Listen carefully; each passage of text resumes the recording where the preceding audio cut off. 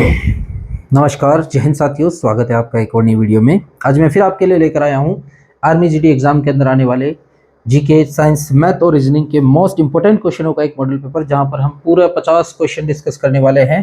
तो अगर आप भी इंडियन आर्मी के एग्जाम की तैयारी करते हो तो ये सारे क्वेश्चन आपके लिए बहुत इंपॉर्टेंट रहने वाले हैं। और इसमें 4 पार्ट होने वाले हैं। भाग 1 के अंदर 15 क्वेश्चन जीके के, फिर 15 क्वेश्चन साइंस के, 5 क्वेश्चन रीजनिंग के और 15 मैथ के क्वेश्चन रहने वाले हैं।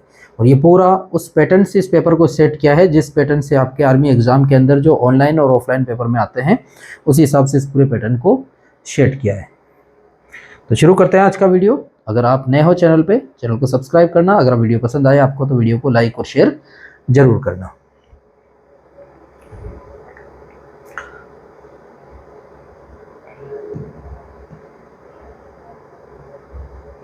चलिए, सामान्य ज्ञान है पहला सेक्शन अपना। और क्वेश्चन नंबर 1 है कि नवाबों का शहर किसे कहा जाता है। 4 ऑप्शन है आपके सामने, जयपुर, नागपुर, कानपुर या फिर लखनऊ। ठीक है, तो कौन सा शहर है जिसको सिटी ऑफ नवाबों का शहर कहा जाता है। तो पहला ऑप्शन अपने पास दे रखा है, देखो जयपुर। ठीक है, जयपुर को ध्यान रखना गुलाबी शहर कहा जाता है। क्या कहा जाता है? गुलाबी शहर। और इसको मैं गुलाबी कलर से लिख देता हूं, ठीक है, ताकि मैचिंग हो जाए। नागपुर, नागपुर को ध्यान रखना संतरा नगरी, संतरा नगरी कहा जाता है। ठीक है, और कानपुर को ध्यान रखना राष्ट्रीय राजमार्गों का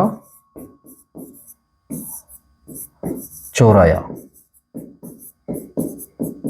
राष्ट्रीय राजमार्गों का चौराया किसे कहा जाता है? कानपुर को। जबकि नवाबों का शहर कहा जाता है लखनऊ को। ऑप्शन नंबर डी इसका करेक्ट आंसर होगा।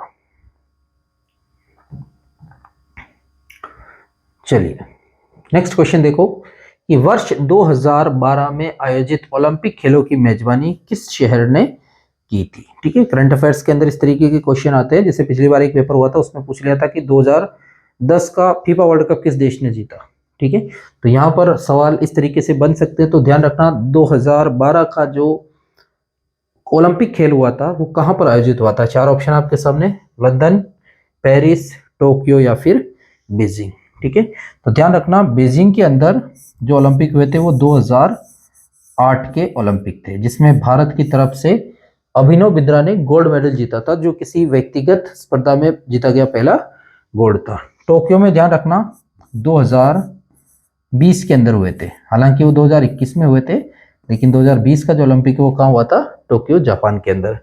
पेरिस के अंदर अभी फिलहाल हुए हैं, पिछले साल हुए थे 2024 के अंदर। ठीक है, और ध्यान रखना इसी ओलंपिक में नीरज चोपड़ा ने भी गोल्ड मेडल जीता था। लंदन में 2012 में हुए थे। लंदन में कहाँ हुए थे? 2012 के अंदर। ठीक है, तो 2012 के ओलंपिक कहाँ हुए थे? लंदन के अंदर। 2016 का पूछे तो ध्यान रखना 2016 के जो ओलंपिक के वो रियो में हुए थे, रियो डी जनेरियो। ठीक है, और 2028 के ओलंपिक कहाँ होंगे? तो ये ध्यान रखना लॉस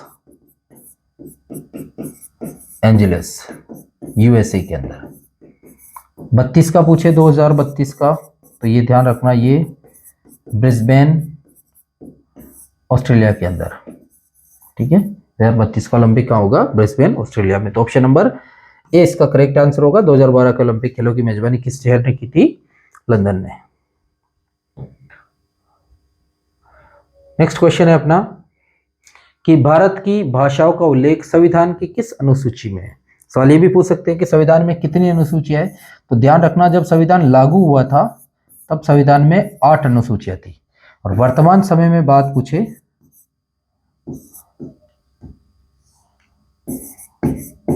वर्तमान समय की पूछे तो संविधान के अंदर ध्यान रखना वर्तमान में 12 अनुसूचियां। तो सवाल है कि अपना भारत की भाषा का उल्लेख संविधान की किस अनुसूची में है? 5वीं में, 9वीं में, दूसरी में या फिर 8वीं में। तो 8वीं अनुसूची के अंदर ध्यान रखना भाषाओं का उल्लेख है। 8वीं अनुसूची किससे संबंधित है?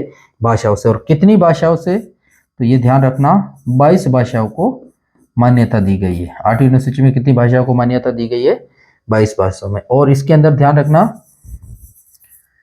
इंग्लिश जो है वो नहीं है, ठीक है, इंग्लिश को मान्यता नहीं दी गई। और इसमें भारत की राजभाषा पूछे तो भारत की राजभाषा कौन सी है, तो वो है हिंदी, ठीक है, हिंदी को भारत की राजभाषा का दर्जा दिया गया। राष्ट्रभाषा भारत की कोई भी नहीं है। अगला क्वेश्चन देखो, चंद्रगुप्त मौर्य के गुरु कौन थे? चार ऑप्शन दे रखे हैं, आलार कलाम, अरस्तु, चाणक्य या फिर भगवान पार्श्वनाथ। तो इनमें से जो मौर्य साम्राज्य के एक शासक हुए थे, मौर्य साम्राज्य के संस्थापक भी थे चंद्रगुप्त मौर्य, इनके गुरु का नाम क्या है? ठीक है, तो पहला ऑप्शन अपने पास दे रखा आलार कलाम। इसका क्वेश्चन भी आर्मी एग्जाम में पूछा गया है, तो ध्यान रखना आलार कलाम जो है वो गौतम बुद्ध के गुरु थे। इसके गौतम बुद्ध के। और अरस्तु जो, ये ध्यान रखना, ये सिकंदर के गुरु थे। सिकंदर के गुरु का नाम क्या था? अरस्तु। और भगवान पार्श्वनाथ, ये ध्यान रखना, महावीर स्वामी के, ठीक है, महावीर स्वामी के गुरु कौन थे? भगवान पार्श्वनाथ। और सी ऑप्शन इसका करेक्ट आंसर होगा। जो चाणक्य थे, जिनका अन्य नाम कौटिल्य भी है, और विष्णुगुप्त, ठीक है, इनके ही नाम है, चाणक्य, कौटिल्य या विष्णुगुप्त। ये चंद्रगुप्त मौर्य के गुरु थे, तो ऑप्शन नंबर सी इसका करेक्ट आंसर हो जाएगा। चंद्रगुप्त मौर्य, ध्यान रखना, ये मौर्य साम्राज्य के संस्थापक थे। क्या थे? मौर्य साम्राज्य के संस्थापक। और इनके पुत्र हुए थे बिंदुसार, और बिंदुसार का पुत्र हुआ था सम्राट अशोक, ठीक है।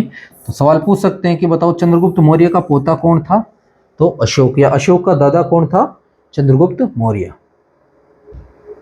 अगला क्वेश्चन देखो, क्वेश्चन नंबर 4 है, हेमंत बिस्वा शर्मा किस राज्य के मुख्यमंत्री है? चार ऑप्शन दे रखे आपके सामने, केरल के, पश्चिम बंगाल के, झारखंड के या फिर असम के। तो इनमें से हेमंत बिस्वा शर्मा किस राज्य के मुख्यमंत्री है? तो देखो, केरल के मुख्यमंत्री है पिनराई विजयन,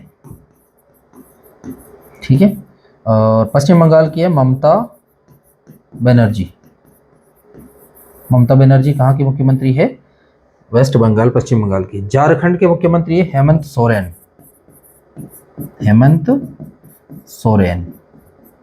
और जो हेमंत बिस्वा शर्मा है, वो ध्यान रखना, डी ऑप्शन इसका करेक्ट आंसर होगा, ये असम के मुख्यमंत्री है। असम की राजधानी पूछे तो असम की राजधानी है दिसपुर। असम की राजधानी क्या है? दिसपुर। और किस पार्टी से संबंधित है? तो ध्यान रखना, ये भारतीय जनता पार्टी के हैं, बीजेपी से मुख्यमंत्री है। अगला क्वेश्चन देखो, भारत से प्रकाशित होने वाला पहला समाचार पत्र कौन सा था? चार ऑप्शन दे रखे हैं, द बंगाल गजट जो 1780 में हुआ था, या फिर उद्दंड मार्तंड, या बंगाल गजट जो 1816 में हुआ था, या फिर बॉम्बे गजट जो 1789 में, ठीक है। तो भारत में ध्यान रखना, समाचार पत्र शुरू करने वाले एक व्यक्ति थे, जिनका नाम याद रखना, जेम्स हिक्की। इसका पूरा नाम है जेम्स ऑगस्टिन हिक्की। और भारतीय समाचार पत्र का जनक इन्हें ही कहा जाता है। ये पहले पत्रकार थे जिन्होंने समाचार पत्र प्रकाशित किया था। कब किया? तो 1780 में। और उनके द्वारा जो प्रकाशित समाचार पत्र था, उसका नाम था the Bengal Gazette. Option number A इसका करेक्ट आंसर होगा। कब प्रकाशित हुआ? तो 1780 में। किसने किया? तो जेम्स ऑगस्टिन हिक्की ने।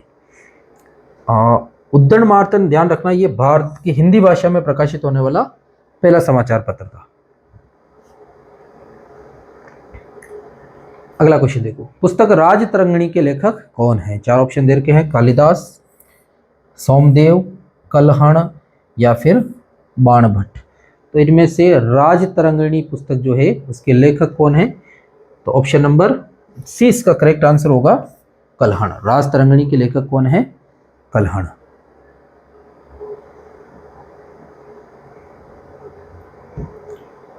इंपॉर्टेंट क्वेश्चन है, पेपर में बन सकता है इसका सवाल कि पैरा एथलीट प्रवीण कुमार का संबंध किस खेल से है? चार ऑप्शन दे रखे हैं, ऊंची कूद से, डिस्कस थ्रो से, गोला फेंक से या फिर निशानेबाजी से, ठीक है।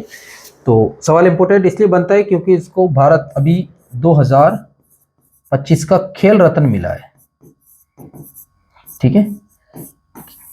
प्रवीण कुमार को कौन सा पुरस्कार मिला है?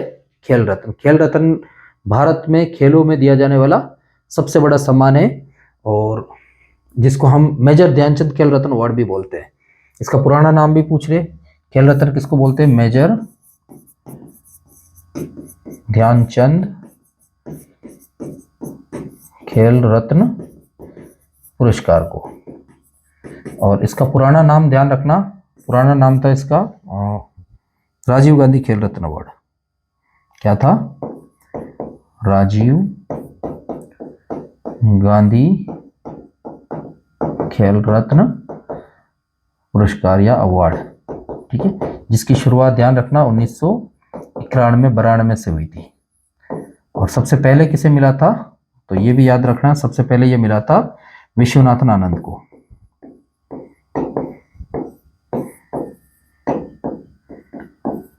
शतरंज के ग्रैंड मास्टर हुए हैं, शतरंज के बहुत बड़े खिलाड़ी हैं विश्वनाथन आनंद, सबसे पहले इनको ये पुरस्कार मिला था। और अभी भारत का सबसे बड़ा खेल पुरस्कार यही है, ठीक है। तो ये इस बार जो है वो किसको मिला है? तो एक तो प्रवीण कुमार को मिला है, एक तो मनु भाकर को मिला है और एक मनप्रीत सिंह जो हॉकी से संबंधित है उनको मिला है। तो यहाँ पर प्रवीण कुमार ऑप्शन है अपने पास, तो ये प्रवीण कुमार जो है वो किस खेल से संबंधित है? तो ऑप्शन नंबर ए इसका करेक्ट आंसर हो जाएगा, ऊंची कूद से, ठीक है। और ऊंची कूद में जो भी पैरालंपिक हुए थे उसमें प्रवीण कुमार ने स्वर्ण पदक जीता था, गोल्ड मेडल जीता था।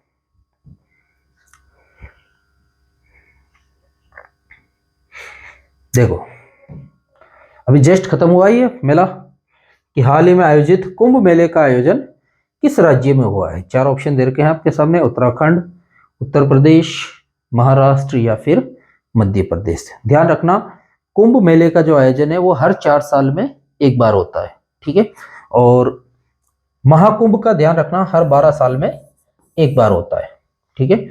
और कुंभ भारत में 4 जगह होते हैं, एक तो उत्तराखंड के हरिद्वार में, और मध्य प्रदेश के उज्जैन, महाराष्ट्र में नासिक और मध्य प्रदेश का इलाहाबाद या प्रयागराज, ठीक है। तो इन 4 जगह पर कुंभ मेले का आयोजन हुआ था। अभी जो 2025 का जो कुंभ है वो ध्यान रखना इसका आयोजन कहाँ पर हुआ था? तो यूपी का उल्टा लिख दिया ना, हाँ इसको सही कर लो, ठीक है। उत्तर प्रदेश में होता है प्रयागराज और मध्य प्रदेश का उज्जैन और महाराष्ट्र में नासिक, ठीक है। तो अभी जो प्रयागराज उत्तर प्रदेश के अंदर कुंभ मेले का आयोजन हुआ, तभी ऑप्शन इसका करेक्ट आंसर होगा। अगला क्वेश्चन देखो, भारत में प्रोजेक्ट टाइगर किस वर्ष में शुरू हुआ था? ठीक है, प्रोजेक्ट टाइगर ध्यान रखना बाघों को संरक्षण देने के लिए एक योजना आई थी जिसमें बाघों को प्रोटेक्शन दिया गया था और इसी को बोला था प्रोजेक्ट टाइगर। और इसकी शुरुआत कब हुई? 4 ऑप्शन दे रखे हैं, 1982, 1992, 1979 या फिर 1973, ठीक है। तो प्रोजेक्ट टाइगर की शुरुआत ध्यान रखना 1973 में हुई थी, ऑप्शन नंबर डी इसका करेक्ट आंसर होगा।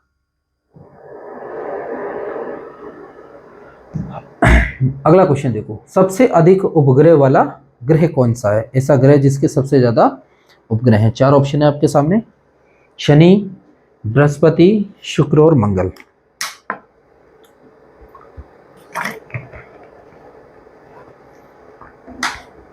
ठीक है, उपग्रह किसको बोलते हैं? सबसे पहले तो ध्यान रखना ऐसा कोई ऑब्जेक्ट, जैसे ये सूरज है, क्या है? सूर्य। कोई ऑब्जेक्ट अगर सूरज के चक्कर लगाता है तो वो क्या कहलाएगा? ग्रह। क्या कहलाएगा? ग्रह। और कोई ऑब्जेक्ट अगर ग्रहों के चक्कर लगाता है तो उसको बोलते हैं उपग्रह। ठीक है, तो ग्रह, सूरज के चक्कर लगाने वाला जो ऑब्जेक्ट होता है वो ग्रह कहलाता है, ग्रहों के चक्कर लगाने वाला ऑब्जेक्ट उपग्रह कहलाता है। और कुल ग्रह कितने हैं? तो ग्रह पूछे तो टोटल ग्रहों की संख्या 8 है। ठीक है, उपग्रह अधिक है। अब सबसे अधिक उपग्रह की बात करें तो ध्यान रखना सबसे अधिक उपग्रह हैं शनि के। कितने हैं? तो अगर अभी ऑफिशियली किताबों के अंदर ध्यान रखना अभी तो 82 चल रहा है, ठीक है, लेकिन वास्तव में शनि के ध्यान रखना 145 उपग्रह खोजे जा चुके हैं। ठीक है, बृहस्पति की किताबों में भी 79 चल रहा है, लेकिन बृहस्पति के भी 95 उपग्रह की खोजी हो चुकी है। शुक्र ग्रह का कोई भी उपग्रह नहीं है, और मंगल के ध्यान रखना 2 उपग्रह है। कितने हैं? 2।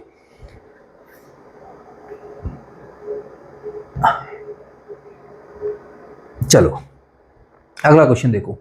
ताशकंद समझौते के दौरान किस भारतीय प्रधानमंत्री की मृत्यु हुई थी? 4 ऑप्शन दे रखे हैं। राजीव गांधी की, मोरारजी देसाई, लाल बहादुर शास्त्री या फिर इंदिरा गांधी। ठीक है, तो सबसे पहले तो ध्यान रखना ये ताशकंद समझौता हुआ कब था? ठीक है, तो ये 1966 के अंदर हुआ था, 1966 के अंदर। कहाँ हुआ था? तो ताशकंद एक शहर है, उज्बेकिस्तान में है ताशकंद। ठीक है, वहां पर ये एग्रीमेंट हुआ था। किस किस के बीच हुआ? तो ये भारत और पाकिस्तान के बीच हुआ था। ठीक है, ताशकंद समझौता भारत और पाकिस्तान के बीच हुआ था, और इस एग्रीमेंट से जब ये कंप्लीट हो गया था, तो वापस लौटने से कुछ समय पहले ही उस समय भारत के तत्कालीन प्रधानमंत्री थे लाल बहादुर शास्त्री जी, जिनकी मृत्यु हुई थी। तो ऑप्शन नंबर सी इसका करेक्ट आंसर होगा कि ताशकंद समझौते के दौरान भारतीय प्रधानमंत्री लाल बहादुर शास्त्री की मृत्यु हुई थी। राजीव गांधी की ध्यान रखना 1991 के अंदर हत्या हुई थी। कहाँ हुई थी? तो ये श्री पेरम्बूर, और ये कहाँ पर है श्री पेरम्बूर? तो ये तमिलनाडु के अंदर।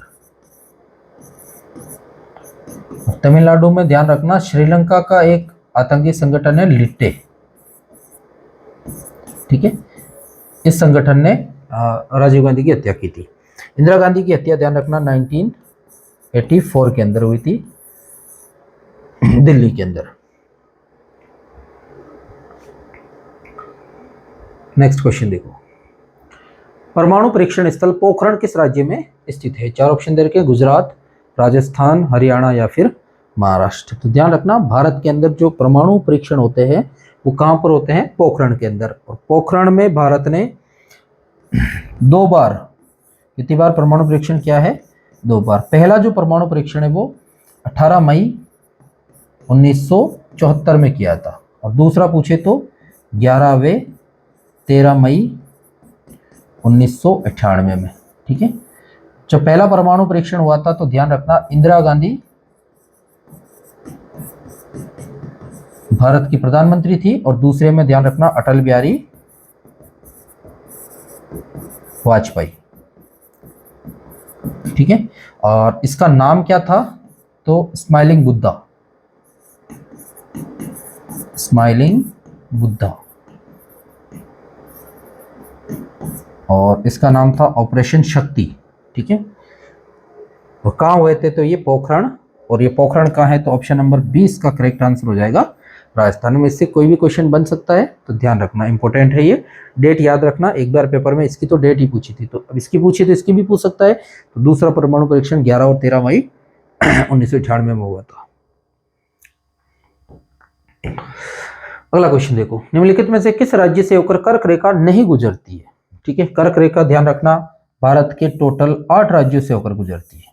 कितने राज्यों से? 8। और 8 राज्यों को याद रखने का एक तरीका मैंने बता रखा है, फिर देख लो।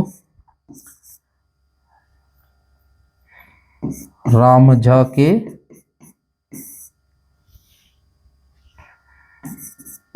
6 पंगु मित्र।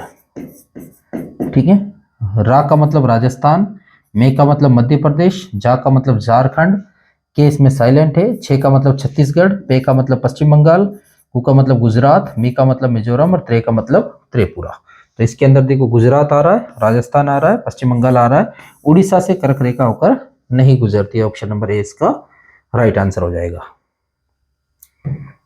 और लास्ट क्वेश्चन है कि निम्नलिखित में से कौन विश्व का सबसे बड़ा मरुस्थल है? 4 ऑप्शन दे रखे हैं, अरेबियन, कालाहारी, सहारा या फिर थार। ठीक है, तो दुनिया का जो सबसे बड़ा मरुस्थल है उसका नाम क्या है? तो ऑप्शन नंबर सी इसका करेक्ट आंसर हो जाएगा, सहारा। ठीक है, ध्यान रखना जो अफ्रीका महाद्वीप है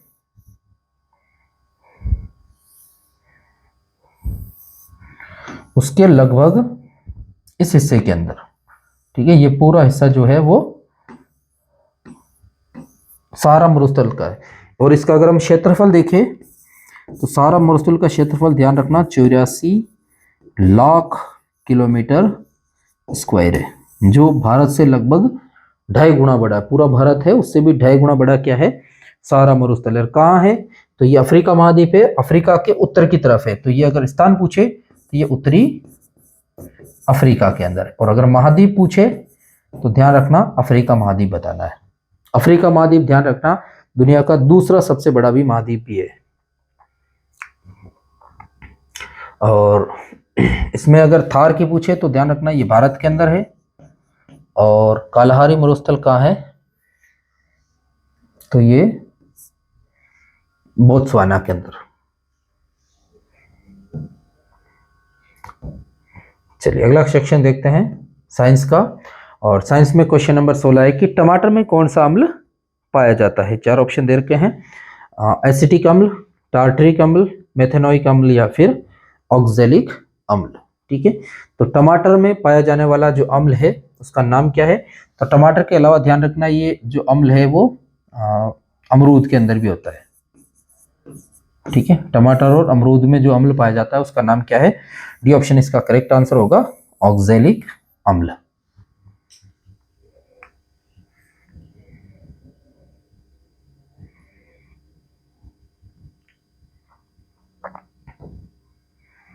नेक्स्ट क्वेश्चन देखो, लार में कौन सा एंजाइम पाया जाता है। 4 ऑप्शन है, रेनिन, टाइलिन, टेनिन या फिर रेजिन। तो इनमें से कौन सा अम्ल है जो मनुष्य की जो लार होती है, स्लाइवा होता है, उसके अंदर पाया जाता है। तो ऑप्शन नंबर 20 का करेक्ट आंसर होगा टाइलिन। ठीक है, लार में पाया जाने वाला एंजाइम कौन सा है, टाइलिन। अगला क्वेश्चन देखो, दही जमाने में निम्नलिखित में से किस सूक्ष्म जीव का प्रयोग किया जाता है। 4 ऑप्शन है, एसिटोबैक्टर, ल्यूकोनोस्टॉक या फिर बेसिलस या फिर लैक्टोबैसिलस। ठीक है, तो आपने देखा होगा दही को अगर आप कभी भी माइक्रोस्कोप पे जूम करके देखते हो तो उसके अंदर छोटे छोटे से बैक्टीरिया होते हैं जो दूध को दही में कन्वर्ट या दही को जमाने में काम में लिए जाते हैं। तो उन्हीं सूक्ष्म जीवों को क्या कहा जाता है। तो ऑप्शन नंबर डी इसका करेक्ट आंसर हो जाएगा, लैक्टोबैसिलस।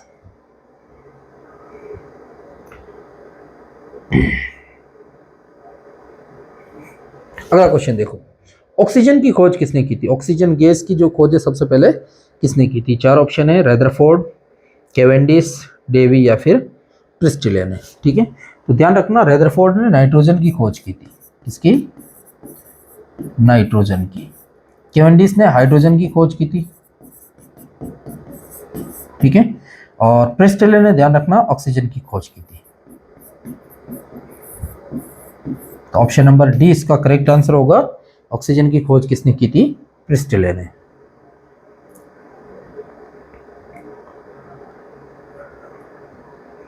अगला क्वेश्चन है, किस गैस का प्रयोग निश्चेतन करने के लिए किया जाता है। अब निश्चेतन किसको बोलते हैं, या फिर इसको बोलते हैं एनेस्थेसिया। ठीक है, यानी बेहोश करने के लिए, यानी जिस गैस को सूंघाने पर आपने फिल्मों में देखा होगा कि एक गुंडा पीछे से आता है और कुछ सूंघा देता है जिससे आदमी बेहोश हो जाता है। तो जो चीज सूंघाता है वो कौन सी गैस है। 4 ऑप्शन है आपके सामने, नाइट्रस ऑक्साइड, क्लोरोफ्लोरोकार्बन, क्लोरोफॉर्म या फिर हाइड्रोक्साइड। ठीक है, तो जो गैस सूंघाते हैं उसको बोलते हैं क्लोरोफॉर्म। ऑप्शन नंबर सी इसका करेक्ट आंसर होगा। और ध्यान रखना ये नाइट्रस ऑक्साइड जो है इसको लाफिंग गैस, हंसाने वाली गैस भी बोलते हैं, या हास्य गैस भी बोलते हैं। ठीक है, लाफिंग यानी इसको अगर आप सूंघ लोगे तो फिर आप कितने ही गम में हो ऑटोमेटिक आपको हंसी चलने लग जाएगी और हंसते ही रहोगे। और क्लोरोफ्लोरोकार्बन जिसको हम CFC बोलते हैं। ठीक है, क्लोरोफ्लोरोकार्बन जिसको हम क्या बोलते हैं, CFC। ये वो गैस है जो वातावरण को नुकसान भी पहुंचाती है और जो फ्रिज और AC होते हैं उनमें से निकलती है ये। और नाइट्रस ऑक्साइड इसका फॉर्मूला भी ध्यान रखना, N2O। और क्लोरोफ्लोरो का फॉर्मूला होता है CHCl3। ठीक है, अगला क्वेश्चन देखो, पृथ्वी पर सबसे अधिक मात्रा में पाए जाने वाले धातु तत्व कौन सा है। 4 ऑप्शन दे रखे हैं, लोहा, एल्यूमिनियम, ऑक्सीजन या फिर सोडियम। तो अपनी धरती पर सबसे ज्यादा मात्रा में पाया जाने वाला तत्व पूछ ले तो ध्यान रखना वो ऑक्सीजन है। क्या है? ऑक्सीजन। अपने सतह पर ऑक्सीजन ध्यान रखना लगभग 46 से लेकर 50% तक है। तो इसके बीच में से कोई भी ऑप्शन आ जाए तो उसको राइट कर सकते हो। ऑक्सीजन सतह पर, धरती पर ऑक्सीजन की मात्रा कितनी है? याद रखना मैं वायुमंडल की बात नहीं कर रहा हूँ। वायुमंडल में ऑक्सीजन की मात्रा 21% है, लेकिन पृथ्वी की सतह पर ऑक्सीजन की मात्रा 46 से 50% के बीच है, जो सबसे ज्यादा मात्रा में पाया जाने वाला तत्व है। लेकिन हमसे क्या पूछा है कि धातु तत्व क्या होगा?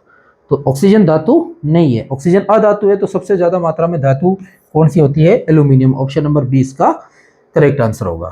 अगर तत्व पूछे तो फिर ऑक्सीजन इसका राइट आंसर होता, लेकिन यहाँ धातु पूछ रहा है तो एल्यूमिनियम इसका करेक्ट आंसर है। क्वेश्चन नंबर 22 है कि इनमें से कौन सा पदार्थ ओजोन परत को नष्ट करता है? 4 ऑप्शन दे रखे हैं, क्लोरीन, सिलिकॉन, सल्फर या फिर कार्बन। तो कौन सा पदार्थ है जो ओजोन परत, ठीक है, ओजोन, ध्यान रखना अपने धरती के ऊपर एक जो वायुमंडल है उसमें एक परत है जो सूर्य से आने वाली पराबैंगनी किरणों को रोकती है और धरती पर नहीं आने देती है। इस परत को अपनी धरती से कौन सी गैस है जो सबसे ज्यादा ओजोन परत को नुकसान पहुंचाती है, नष्ट करती है? तो ऑप्शन नंबर ए इसका करेक्ट आंसर होगा, क्लोरीन।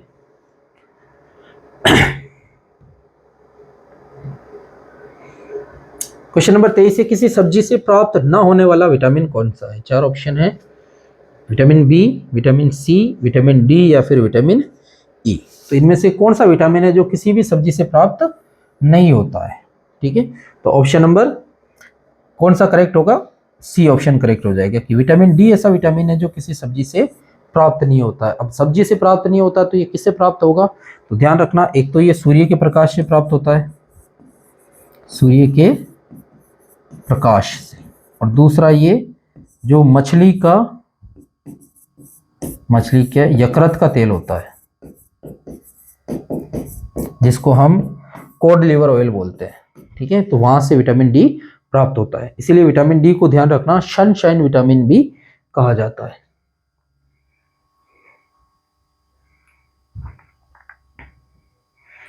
नेक्स्ट क्वेश्चन देखो, निम्नलिखित में से कौन सी धातु स्वतंत्र अवस्था में पाई जाती है? 4 ऑप्शन है आपके सामने, इनमें से कौन सी धातु है जो स्वतंत्र अवस्था में पाई जाती है? सोना, चांदी, प्लेटिनम या फिर उपयुक्त सभी।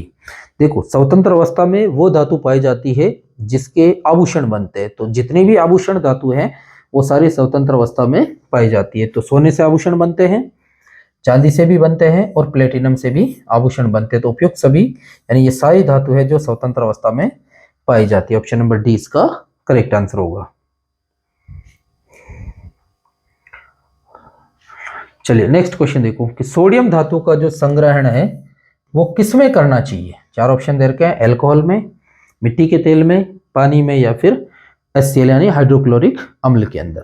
ठीक है, तो हमेशा ध्यान रखो सोडियम जो है क्रियाशील धातु होती है, यानी वो ऑक्सीजन से आकर संपर्क करके वो ऑक्सीजन के संपर्क में जब भी आती है तो वो आग पकड़ लेती है, जलने लग जाती है। तो अगर हम इसको कहीं भी और भी रखेंगे तो वो आग पकड़ने लग जाएगी। इसलिए हमेशा ध्यान रखना सोडियम धातु को मिट्टी के तेल में रखा जाता है ताकि उसमें ऑक्सीजन की मात्रा नहीं होती तो क्रिया नहीं कर पाती। ऑप्शन नंबर 20 का राइट आंसर होगा।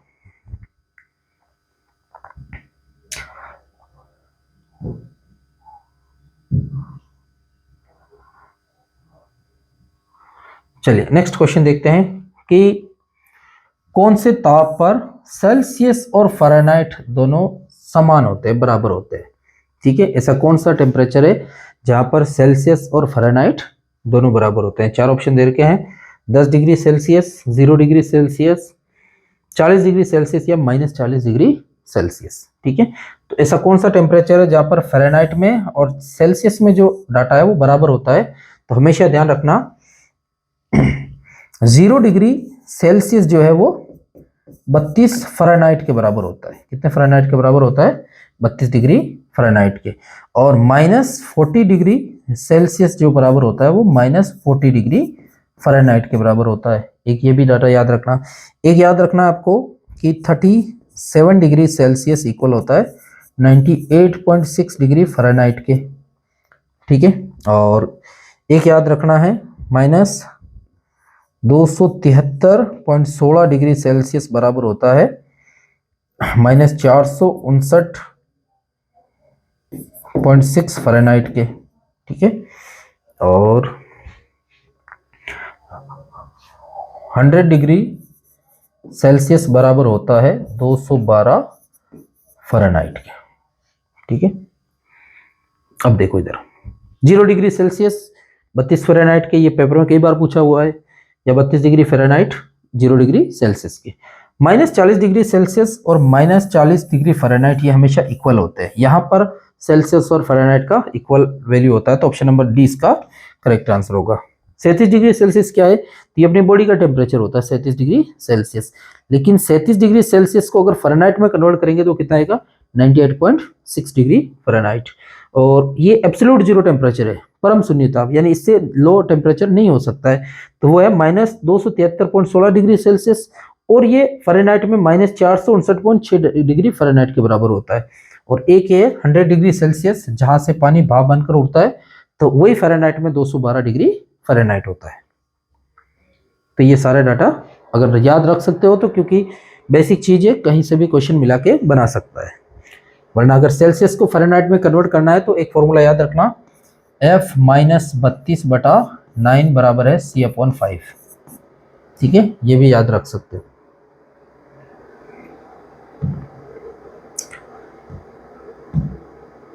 अगला क्वेश्चन देखो, भोजन की ऊर्जा किस में मापी जाती है? 4 ऑप्शन है, केल्विन में, कैलोरी में, सेल्सियस में, या फिर किलोग्राम के अंदर।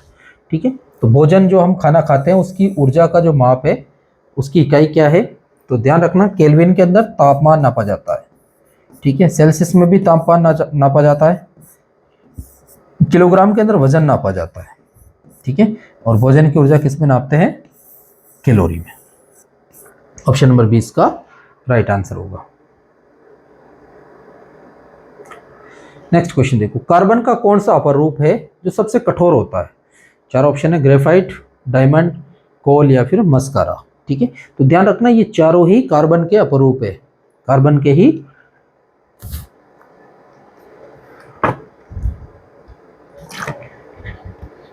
रूप है। ठीक है, इनमें से जो सबसे कठोर है या सबसे कठोर पदार्थ, सिंपल पूछ ले, कार्बन ना दे तो सवाल पूछ ले सबसे कठोर पदार्थ कौन सा है, तो ध्यान रखना डायमंड यानी हीरा जो है वो सबसे कठोर होता है, और कार्बन का रूप भी है हीरा भी, क्योंकि हीरे का निर्माण हमेशा ध्यान रखना कोयले की खान में होता है। ठीक है, कोयले की खान के अंदर अगर कोई चीज़ें दबी हुई है, ठीक है, तो वो अगर उसको बहुत ज़्यादा टेम्परेचर पे प्रेशर से वो दबा रहेगा, तो फिर एक प्रक्रिया होती है जिसको मेटाफॉर्मिज्म कहते हैं, रूपांतरित की प्रक्रिया।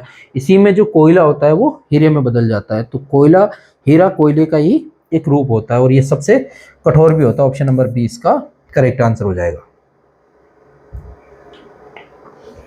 क्वेश्चन नंबर 29 है, इनमें से कौन सा एक जल जनित रोग है? जल जनित मतलब ऐसा रोग जो पानी से फैलता है। 4 ऑप्शन है, चेचक, मलेरिया, कोलेरा, या फिर हैजा, या फिर तपेदिक। ठीक है, तो इनमें से जल से होने वाला रोग कौन सा है? तो ऑप्शन नंबर सी इसका करेक्ट आंसर हो जाएगा, कोलेरा या हैजा। ठीक है, हैजा और टाइफाइड। ठीक है, ये 2 रोग ऐसे हैं जो जल से स्प्रेड होते हैं, फैलते हैं। चेचक ध्यान रखना ये वायरस से होता है, और ये प्रोटोजोआ से होता है,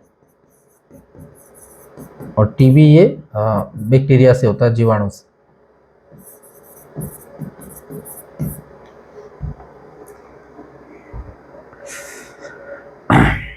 मोस्ट इंपोर्टेंट क्वेश्चन है कि द्रव्यमान संख्या हमेशा किसके बराबर होती है? ठीक है, आपने कोई भी तत्व देखा होगा, जैसे मान लो मैं एक तत्व लिखता हूं यहाँ,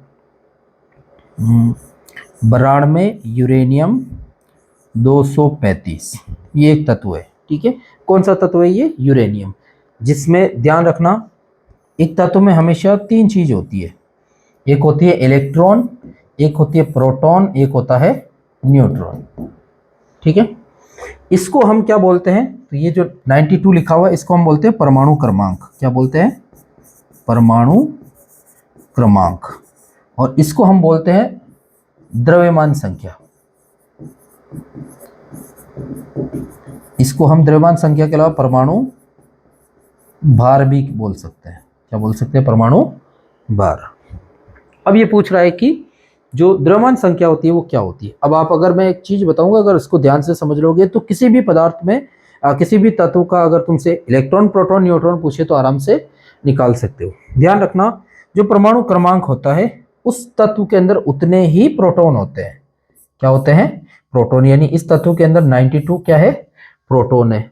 और दूसरी चीज ये ध्यान रखनी है कि जितने प्रोटॉन होते हैं उस तत्व में उतने ही इलेक्ट्रॉन होते हैं, तो इलेक्ट्रॉनों की संख्या भी कितनी हो जाएगी? 92। ये हमेशा बराबर होता है, इलेक्ट्रॉन और प्रोटॉन बराबर होता है। अब न्यूट्रॉन की संख्या कैसे निकालते हैं? तो जो परमाणु भार होता है इसमें से इसको घटा लो, 235 में से 92 को घटा लो तो अपने पास बचेगा 143, 143। ये क्या हो जाएंगे इसमें? न्यूट्रॉन। 143 क्या हो जाएंगे? न्यूट्रॉनों की संख्या। न्यूट्रॉन की संख्या कैसे निकालते हैं? परमाणु भार में से परमाणु क्रमांक घटा लो। अब देखो ध्यान से, सवाल हमसे पूछ सकता है कि परमाणु क्रमांक हमेशा किसके बराबर होता है? तो परमाणु क्रमांक उसमें होने वाले प्रोटॉनों की संख्या के बराबर होता है। तो अगर परमाणु क्रमांक का पूछता, एक बार पूछा था, ठीक है, ओपन भर्ती हुई थी, उसमें पूछा था कि परमाणु क्रमांक हमेशा बराबर होता है, तो वो प्रोटॉनों की संख्या के बराबर होता है। लेकिन हमसे क्या पूछा है? द्रव्यमान संख्या हमेशा किसके बराबर होती है? तो ध्यान रखना, अगर मैं प्रोटॉन और न्यूट्रॉन दोनों को वापस जोड़ दूंगा तो अपने पास कितना आएगा? 235। ठीक है, तो जो परमाणु द्रव्यमान संख्या होती है वो हमेशा किसके बराबर होती है? तो ऑप्शन नंबर डी इसका करेक्ट आंसर होगा, प्रोटॉन और न्यूट्रॉनों का योग। ये दोनों सवाल ध्यान रखना, परमाणु क्रमांक प्रोटॉनों की संख्या के बराबर और द्रव्यमान संख्या प्रोटॉन और न्यूट्रॉनों का योग होता है। चलिए मैथ देखते हैं।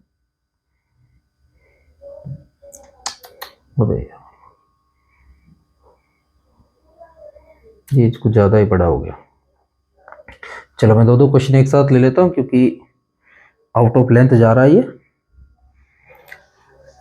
कोई रेलगाड़ी 110 मीटर लंबे किसी प्लेटफॉर्म को 40 सेकंड में और उसमें खड़े एक लड़के को 30 सेकंड में पार करती है, तो रेलगाड़ी की लंबाई क्या होगी?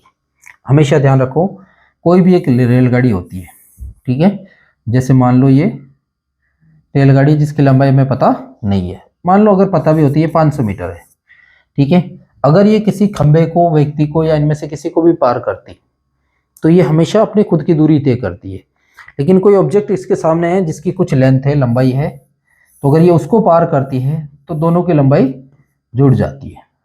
ठीक है, अब ये सवाल क्या कह रहा है? देखो, दोनों की लंबाई जुड़ जाती है, अगर कुछ होती, लंबाई दे रखी होती तो जुड़ जाती, और नहीं दे रखी है तो फिर हम x मान के करेंगे इसको। लेकिन समझने के लिए मान लो कि अगर ये 500 मीटर लंबी रेलगाड़ी होती अगर ये खंबे को या व्यक्ति को पार करती तो अपनी खुद की दूरी तय करती, और इसके साथ अगर कोई ऑब्जेक्ट है, जैसे और एक रेलगाड़ी जो खड़ी है, एक प्लेटफॉर्म हो सकता है, पुल हो सकता है, या कोई गुफा हो सकती है, तो इनमें से किसी को भी पार करता तो दोनों की लंबाई जुड़ जाती है। अब सवाल क्या है? देखो ध्यान से,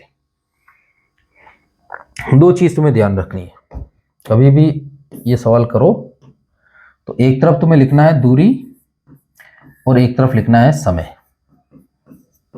ठीक है, अब इसके अंदर देखो, रेलगाड़ी की लंबाई हमें पता नहीं है, तो रेलगाड़ी की लंबाई क्या मान लेते हैं हम? x।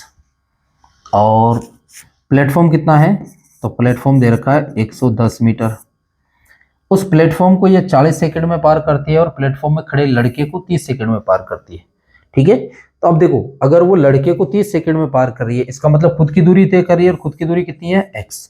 इसको वो 30 सेकंड में पार कर रही है।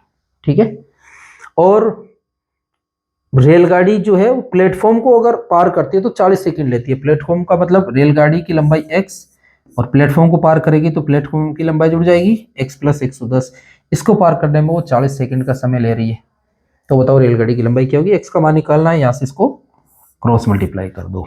40 को x से गुणा किया तो 40x बराबर 30 को x से गुणा किया तो 30x प्लस इसको गुणा कर दो 110 को 30 से, तो 11 × 33, 2 0 का 2 0। ठीक है, x x एक तरफ कर लो, तो ये माइनस का प्लस का इधर आएगा, तो 40x - 30x बराबर 33। ठीक है, तो इधर क्या बचा अपने पास? 10x बराबर 3300। 10 गुणा में कहाँ चला जाएगा? भाग में, 0 से 0 कैंसिल हो गया। x की वैल्यू कितनी आई? 330। यानी उस रेलगाड़ी की जो लंबाई है वो 330 मीटर। ऑप्शन नंबर डी इसका करेक्ट आंसर होगा। अगला क्वेश्चन देखो, 18 लोग एक काम को 32 दिन में पूरा कर सकते, तो 12 लोग कितने समय में करेंगे? ठीक है, व्यक्ति और समय से संबंधित क्वेश्चन है। कितने लोग हैं? 18 लोग कितने समय में पूरा करते हैं? 32 दिन में। तो ये कह रहा है कि इस काम को 12 दिन में खत्म करना है। समय है 12 लोग, कितने लोग हैं 12 लोग, बताओ कितने दिन में इस काम को पूरा करेंगे x। ठीक है, 12 लोग दे रखे, लोग के नीचे लिख दो। और व्यक्ति समय में हमेशा ध्यान रखना सीधा गुणा होता है। तो ये हो जाएगा 12x बराबर 18 इंटू 32। ये 12 गुणा में कहाँ चला जाएगा भाग में, जो कट रहा उसको काट दो। 6 से ये 2 बार और 6 से ये 3 बार और 2 का भाग इसमें 16 बार। 16 को 3 से गुणा किया तो 48 दिन के अंदर ये काम पूरा फिनिश हो जाएगा। ए ऑप्शन इसका करेक्ट आंसर होगा। दिख रहा है या नहीं दिख रहा है, एक बार इसको चेक कर लेता हूँ। ठीक है, थोड़ा छोटा है लेकिन आज़ाद एडजस्ट कर लो, या इंग्लिश में अगर हम इसको छोड़ देते हैं तो हिंदी का अगर हम बड़ा ले सकते हैं इसका। ठीक है, चलो कोई बात नहीं। क्वेश्चन नंबर 33 देखो।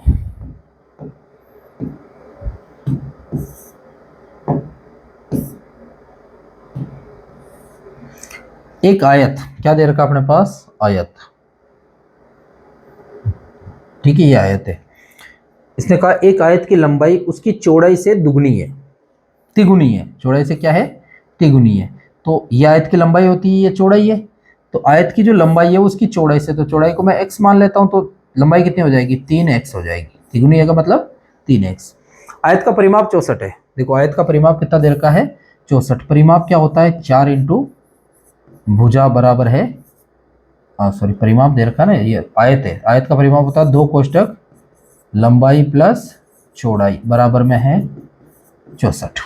ठीक है, अब देखो 2 की जगह 2 या 2 गुणा में सीधा सीधा भाग में चला जाएगा। तो इधर क्या बचा अपने पास 32। लंबाई कितनी दे रखी है इसकी 3x और चौड़ाई दे रखी है x बराबर में है 32। 3x और x कितना होता है 4x बराबर 32। 4 गुणा में भाग में चला जाएगा, 4 8 32। x की वैल्यू कितनी आई 8। अब x को यहाँ रख दो, तो इसकी मतलब चौड़ाई 8 सेंटीमीटर ही है और 8 या 24 सेंटीमीटर इसकी लंबाई हो जाएगी। पूछ क्या रहा है उसकी लंबाई क्या होगी, तो लंबाई कितनी हो जाएगी 24 सेंटीमीटर। अगला क्वेश्चन देखो, इंपॉर्टेंट क्वेश्चन है, द्विघात समीकरण का क्वेश्चन है। देखो अगर द्विघात समीकरण आपको सरल करना है तो इस सवाल को सरल करने के लिए आपको स्टेप बाय स्टेप कम से कम 4 स्टेप फॉलो करने पड़ते हैं। इनमें एक तरीका बताऊंगा जिससे इस सवाल को तुम मात्र मुश्किल से 10 सेकंड लगेंगे करने के लिए। ठीक है, बस छोटा सा एक चीज ध्यान रखना जो मैं तुम्हें बता रहा हूं। ठीक है, एक छोटी सी कहानी याद रख लेना एक तरह से। द्विघात समीकरण क्या होती है x square plus a x square plus b x plus c बराबर 0 होता है। ठीक है, तो यहां पर अपने पास क्या दे रखा है एक्स स्क्वायर माइनस 9x बराबर 0 है, 90 है। ठीक है, तो एक्स स्क्वायर आ गया, मतलब एक द्विघात समीकरण बनेगी तो हम इसको लिख सकते हैं एक्स स्क्वायर माइनस 9x, इधर आएगा तो ये माइनस का 90 बराबर 0। ठीक है, अब देखो यहां पर मैंने कहा द्विघात समीकरण होती है x square plus b x plus c, लेकिन यहाँ चिन्ह किस में आ रहे हैं माइनस में। तो चिन्हों की पॉसिबिलिटी है वो ध्यान रखना, या तो प्लस प्लस में आएंगे या पहला प्लस दूसरा माइनस में होगा, या फिर माइनस में ये होगा ये प्लस में हो जाएगा, और या फिर दोनों ही माइनस में होंगे। ठीक है, दोनों प्लस में हो सकते हैं, पहला प्लस में दूसरा माइनस में, या पहला माइनस दूसरा प्लस में, या दोनों ही माइनस में। अब अगर ये आए तब जो आंसर आता है अपना वो हमेशा ध्यान रखना, अगर प्लस प्लस में तो आंसर प्लस प्लस में ही आएगा, माइनस और प्लस माइनस में तब भी आंसर प्लस माइनस में आएगा। लेकिन अगर पहला माइनस में और दूसरा प्लस में दे रखा तो आंसर माइनस में दोनों माइनस में आएगा, और अगर दोनों माइनस में दे रखा तो पहला माइनस और दूसरा प्लस। अब इसको याद करने का तरीका भी बता देता हूं मैं, ध्यान से देखना। Plus plus minus minus, plus minus plus minus, ये क्वेश्चन में आएंगे, और जो आंसर है वो किस में आएंगे तो ध्यान रखना। देखो पहले और दूसरे का सेम है, तीसरे का चौथे में है, चौथे का तीसरे में। अब अगर ये डायग्राम बनाना सीख गए तुम, तो अब इस सवाल को करने का चुटकियों में तरीका देखो क्या है। सवाल देखो ध्यान से, माइनस माइनस में तो आंसर किस में आते हैं माइनस और प्लस में। ठीक है, अब दो ऐसी संख्या सोचो जिसका गुणा करने पर तो 90, जोड़ने घटाने पर 9 आए। तो ऐसी कौन सी संख्या है जिसका गुणा करने पर 90 आ सकता है और जोड़ने घटाने पर 9 आए। तो 15 6 90, क्योंकि ऑप्शन 15 6 ही दे रखे सारे, तो एक नंबर अपने पास क्या होगा 15 और दूसरा नंबर होगा 6। अब तुम्हें कुछ भी नहीं करना है, बड़ा नंबर आ गया, छोटा नंबर पीछे लिखना है, बस x यहाँ आगे लिख दो। तो इसका एक गुणनखंड क्या आया x माइनस 15 और दूसरा गुणनखंड है x प्लस 6, ये इसके गुणनखंड हो गए। अब x की वैल्यू निकालनी है, तो ध्यान रखना ये x माइनस 15 बराबर 0 है, तो x की जो वैल्यू है माइनस का 15 बार आएगा तो प्लस का 15 हो जाएगा, और x प्लस 6 है तो ये बार आएगा तो ये माइनस का 6 हो जाएगा। बस यही x के मान होंगे। तो आंसर जो इसका क्या है, x में 15 और माइनस का 6, ऑप्शन नंबर सी इसका करेक्ट आंसर होगा। एक और करके बताता हूं मैं, जैसे हम अपने पास दे रखा है x square minus 8x minus 16 बराबर 0, ठीक है। अब इसको सरल करना है, देखो दोनों किसमें दे रखा है, या मैं इसको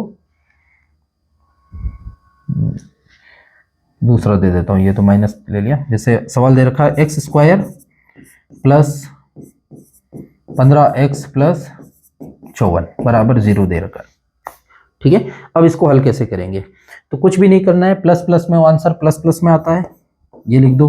दो ऐसी संख्या सोचो जिनका गुणा 54 है, ये ठीक है 54। दो ऐसी संख्या सोचो जिसका गुणा 54 और जोड़ने पर 15 आए, तो 9 6 54, एक 9 यहाँ लिखो, 6 यहाँ लिखो, बस कुछ भी मत करो, आगे x लिख दो, ये खत्म। ये इसका आंसर है, ठीक है। x की वैल्यू पूछे तो x की वैल्यू हो जाएगी माइनस का 9 और माइनस का 6। क्वेश्चन नंबर 35 देखो,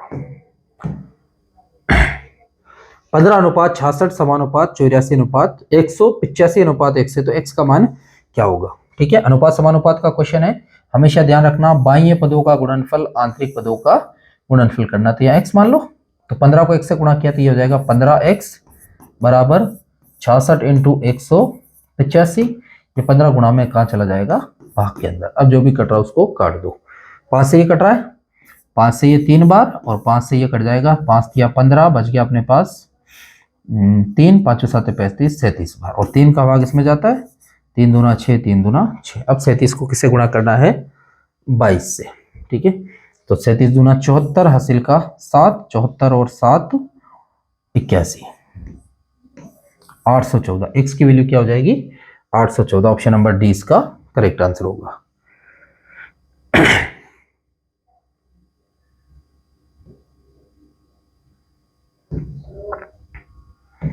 नेक्स्ट क्वेश्चन देखो, राहुल ने एक एयर कंडीशनर 12,000 रुपए में खरीदकर 15,000 रुपए में बेचा, तो लाभ प्रतिशत क्या होगा। क्रय मूल्य कितना है उसका 12,000, विक्रय मूल्य कितना है 15,000, सीधा सीधा इसको लाभ हो रहा है कितने का, तो 12,000 का खरीद कर 15,000 में बेच रहा है, तो या 3,000 का इसको लाभ हो रहा है। अब ये कह रहा है कि लाभ प्रतिशत क्या होगा, ठीक है। तो हमेशा ध्यान रखना ये जो लाभ होता है वो हमेशा क्रय मूल्य पर होता है, और क्रय मूल्य कितना है 12,000, तो यहाँ लिख सकते हैं हम कि 12,000 पर लाभ कमाया इसने 3,000 का, प्रतिशत निकालना हो तो 100 पर x क्रॉस मल्टीप्लाई कर दो इसको, तो x बराबर हो जाएगा 100 इंटू 3,000 बटा में 12,000। अब जो कट रहा है उसको काट दो, 3 0 से ये 3 0 कट गए, 3 का भाग 12 में 4 बार और 4 का भाग 100 में 25 बार, यानी इसको 25% का लाभ होगा। ऑप्शन नंबर बी इसका करेक्ट आंसर होगा।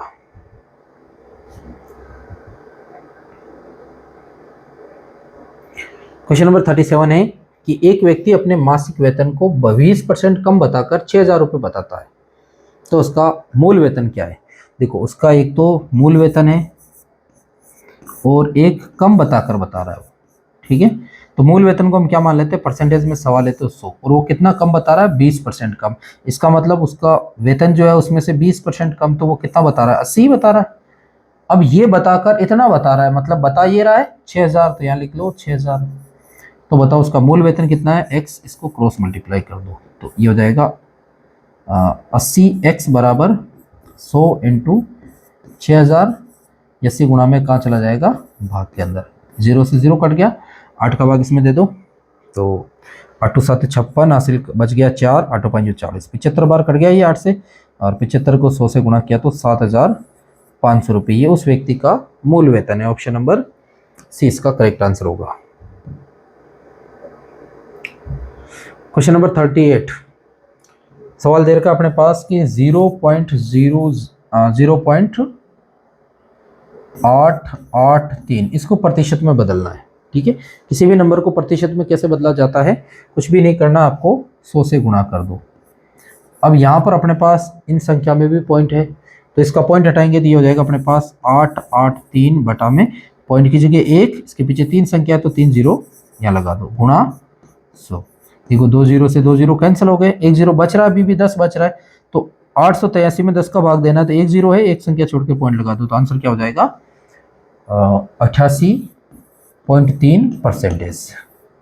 88.3%, ऑप्शन नंबर सी इसका करेक्ट आंसर होगा। अब आप मुझे कमेंट में बताओ कि 0.2 का प्रतिशत रूप क्या होगा, और एक बता दो मुझे 0.57 इसका प्रतिशत रूप क्या होगा। दोनों का प्रतिशत निकाल के फटाफट कमेंट में बता दो। दो संख्याएं 4:5 के अनुपात में यदि उनका लसागु पे 120 है, एलसीएम कितना है 120, तो उनका मेसे पे क्या होगा, एचसीएफ क्या होगा। देखो दो संख्या है, ये पहली संख्या और ये दूसरी संख्या, जिनका अनुपात है 4:5, तो इसको 4x मान लो, इसको 5x मान लो। अब इसने कहा एलसीएम, लसागु पे मतलब क्या होता है एलसीएम, एलसीएम कितना है इसका 120, क्या निकाला हुआ है एलसीएम। ध्यान रखना ऐसा सवाल कभी भी आए तो जो चीज दे रखी है वापस वही निकालनी है, एलसीएम दे रखा है तो वापस एलसीएम निकालना है, एचसीएफ दे रखा है तो वापस एचसीएफ निकालना है। तो हमें वापस क्या पता करना है इसका एलसीएम। बताओ 4 और 5 का एलसीएम क्या होता है, तो 5 चौक 20, और x और x का एलसीएम क्या होगा x, ये भी एलसीएम है ये भी एलसीएम है, इसका मतलब ये 20x किसके बराबर होगा 120 के। ये 20 गुणा में कहाँ चला जाएगा भाग में, 0 से 0 कट गया, 2 का भाग 6 बार, x की वैल्यू कितनी आई 6। अब हमेशा ये चीज ध्यान रखना, अगर तुम्हें वो नंबर पता करने हैं तो इसको इससे गुणा करना है, तो ये हो जाएगा अपने पास 6 चौके 24 और 6 पंजो 30, तो वो नंबर क्या होंगे 24 और 30। लेकिन जो x की वैल्यू आती है वो हमेशा एचसीएफ होती है, x की वैल्यू क्या होती है एचसीएफ। तो यही पूछ रहा हमसे एचसीएफ क्या होगा, तो एचसीएफ क्या हो जाएगा इसका 6। चाहो तो इसका बाद में एचसीएफ भी निकाल सकते हो। वृत्त की त्रिज्या 28 सेंटीमीटर है, उसका व्यास ज्ञात करो। सिंपल क्वेश्चन है, ये आपका होमवर्क है, मुंह पर होने वाला क्वेश्चन है। सवाल को पढ़ोगे सही तो इसको कर पाओगे। इसका आंसर मुझे फटाफट कमेंट में निकाल के दे दो। 6,000 रुपए का 5% की दर से 3 वर्ष 8 माह का साधारण ब्याज ज्ञात करो। ठीक है, साधारण ब्याज का एक ही फॉर्मूला है, हमें याद है, जो P into T into R upon 100 बराबर होता है SI। ठीक है, तो P कितना देर का है, मूलधन 6,000 रुपए। यहाँ टाइम देखो, अगर हम ध्यान से देखते हैं टाइम को, तो 3 वर्ष 8 महीने दे रखा है।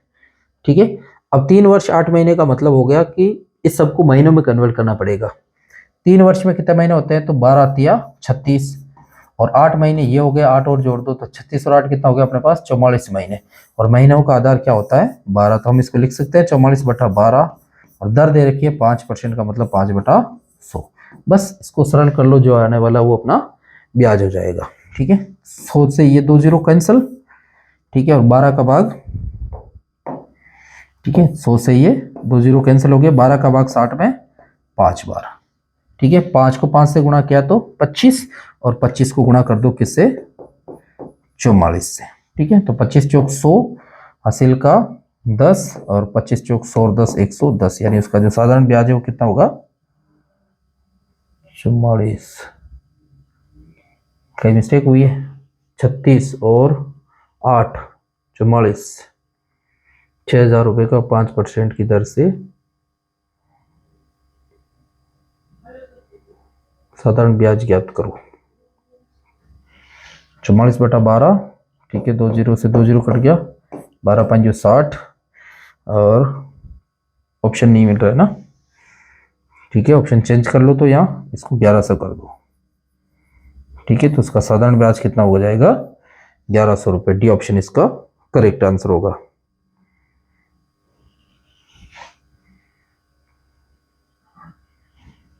ठीक है, एक बार और देख लेते हैं, हो सकता है कोई मिस्टेक हुई हो। 36 और 8 44 सही है, 44/12, 25 25, 25 को गुणा करना है 44 से, तो 25 चौक 100, 25 चौक 100 और 10 110, 1100 आ रहा है। ठीक है, हो सकता है इसमें ऑप्शन में मिस्टेक हो गई हो। चलो, किसी संख्या के दुगने में 18 जोड़ने पर 1108 प्राप्त होता है तो वह संख्या कितनी होगी। सवाल को यहीं से पढ़ते जाओ और सवाल को जमाते जाओ। एक संख्या x का दुगना 2x में 18 जोड़ने पर क्या मिल रहा है 108। बस सरल कर लो इसको, प्लस का इधर आएगा तो माइनस का 18 हो जाएगा। तो 2x बराबर क्या हो गया 108 में से 18 गया तो 90 और 2 गुणा में भाग में चला जाएगा, 90 का आधा क्या हो जाएगा 45। तो वो संख्या क्या है 45। सी ऑप्शन इसका करेक्ट आंसर होगा। बड़मास का क्वेश्चन है, क्या दे रखा अपने पास, मंझला कोष्टक, कोष्टक छोटा 64 माइनस 38 कोष्टक बंद इंटू 4 मंझला कोष्टक बंद भाजक 13। हमेशा ध्यान रखना सबसे पहले क्या असर होगा छोटा कोष्टक, और 64 में से किसको माइनस करना है 38 को। ठीक है, तो 14 में से 8 गया तो 6 और 5 में से 3 गया तो 26। ठीक है, 26 को किससे गुणा करना है 4 से, अभी मंझला कोष्टक बंद भाजक 13।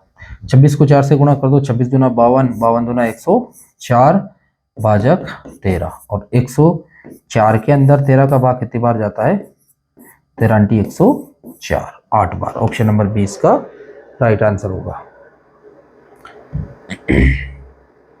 निम्नलिखित सेट का औसत क्या होगा, औसत पता करना है। सेट दे रखा अपने पास, औसत क्या होता है राशियों का योग बटा राशियों की संख्या। योग का मतलब सभी को जोड़ो, और संख्या कितनी संख्या है तो ये 3 और 3 6 और 1 7 संख्या है। संख्या कितनी है 7। अब जोड़ लो सबको। जोड़ने का देखो बहुत सारे तरीके हैं, ऊपर नीचे रखकर जोड़ने का एक तरीका मैं बताता हूँ। सबका सबसे पहले इकाई का अंक जोड़ो, तो ये 8 और 8 16 और 8 ये दोनों हो गया तो 8 × 24, 8 × 32 और 1 33 का 3 हासिल का 3 लगा दो। ठीक है, फिर दाई के अंक को जोड़ लो, तो 5 और 3 8 और 4 12 और 3 15 और 9 24 और 4 28 28 और 8 36 और 9 41।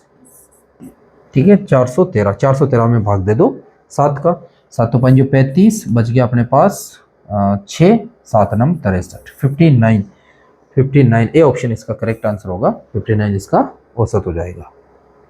ये औसत का एक मैं देता हूँ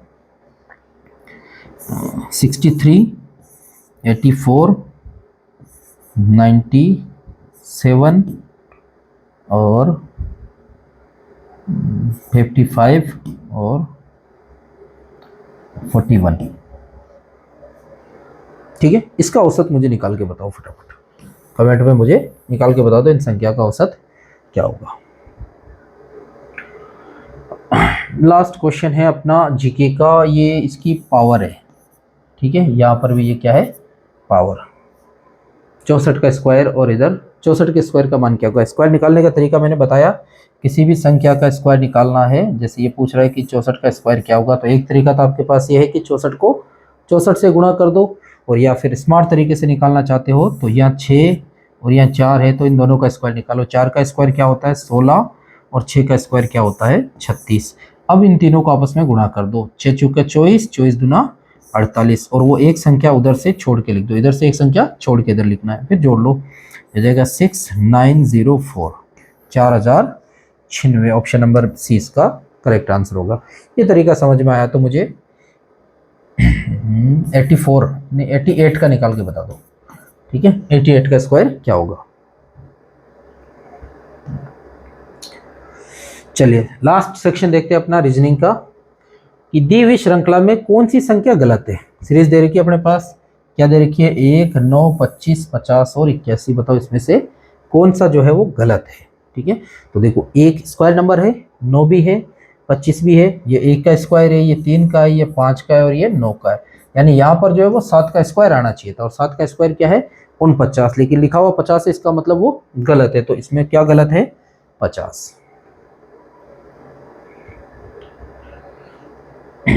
देखो 987 को लिख रहा है ये IHG, तो बताओ 654 को क्या लिखेगा। ठीक है, तो 654 देखो, अगर हम अल्फाबेट में देखते हैं तो आई जो है वो 9वें नंबर पे आता है, H 8वें नंबर पे आता है और G 7वें नंबर पे आता है ना। तो इनका नंबर ही लिख रहा है ये जो अल्फ़ाबेट में, जैसे मान लो अल्फ़ाबेट हम लिखते हैं ABCDEFGHIJK, है ना। तो देखो ये 1 नंबर पे है, ये 2 पर, ये 3 पर, 4 पर, 5 पर, 6 7 8 9 10 11, ठीक है। तो देखो यहाँ पर 9 नंबर किसका है, ये I का है, ठीक है। 8 नंबर किसका है, H का है, और 7 नंबर किसका है, तो ये G का है। तो ये पूछ रहा है 6 5 4 किसका होगा, तो 6 नंबर पे क्या है अपने पास F, 5 नंबर पे क्या है E, और 4 नंबर पे क्या है D। तो आंसर क्या हो जाएगा FED, FED ऑप्शन नंबर 20 का करेक्ट आंसर होगा।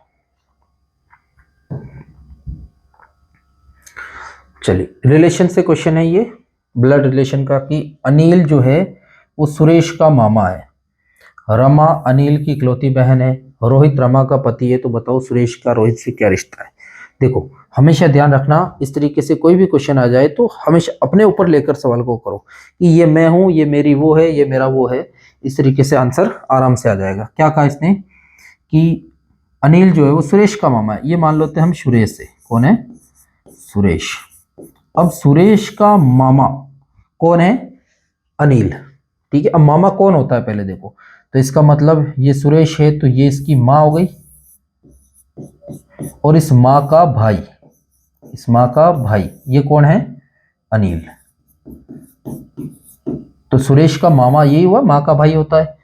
अब इसने कहा आगे रमा अनिल की इकलौती बहन है, इस अनिल की इकलौती बहन, इकलौती का मतलब एक ही है, यानी ये जो औरत है जो सुरेश की माँ है वो रमा है, ठीक है। आगे चलते हैं, रोहित रमा का पति है, इस रमा का पति कौन है रोहित, कौन है रोहित। अब ये इसका पति है तो ये इसका पिता हो गया, है ना। अब ये पूछ रहा है कि बताओ रोहित का सुरेश से क्या रिश्ता है, किससे बताना है सुरेश से। ध्यान रखना इसमें जिसके साथ से होता है वहां पर तुम अपने आप को ले जाकर बिठा दो कि ये तुम हो या ये मैं हूं। अब बताओ मेरा रोहित से, तो ये है रोहित, तो मेरा रोहित से क्या संबंध होगा, तो ये इसका पति है तो ये इसका क्या हो गया पिता, तो क्या संबंध हो जाएगा पिता का। ऑप्शन नंबर सी इसका करेक्ट आंसर होगा। सवाल को ये पूछ लेता कि बताओ सुरेश का रोहित से क्या रिश्ता है, तो फिर सवाल उल्टा हो जाता, से किसके साथ आ रहा था रोहित के साथ, तो फिर तुम अपने आप को यहां बिठा दो, तो ये तुम्हारी पत्नी हो गई और ये तुम्हारा पुत्र हो गया, तो फिर आंसर क्या होता है इसका पुत्र, ठीक है। तो खास तौर पे इसमें जो से वर्ड आता है उसको पकड़ के चलो कि जिसके साथ से आता है तुम वहां जाकर खुद को बिठा लो डायग्राम बनाने के बाद। चलिए क्वेश्चन नंबर 49 है, एक वर्ड दे रखा है NUPKIMP को के अक्षरों को अगर हम व्यवस्थित करते हैं तो या तो कोई फल का नाम बनेगा या एक सब्जी का नाम बनेगा, तो बताओ उसका अंतिम अक्षर क्या होगा, ठीक है। इस सवाल को तुम मुझे फटाफट कमेंट करके बताओ। इसको मैं बड़ा लिख लेता हूं, अगर यहां नहीं दिख रहा तो यहां देखो NUPKIMP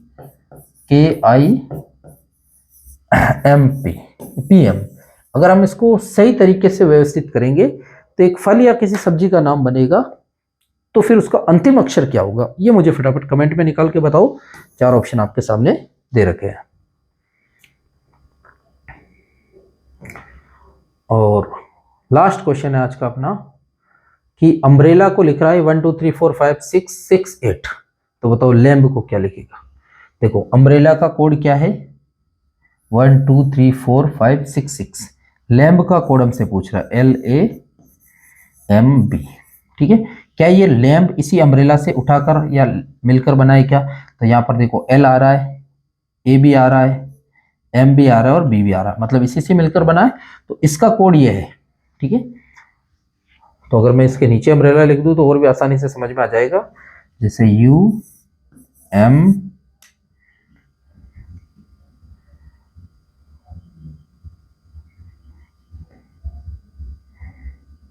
क्या हो गया UMBRE,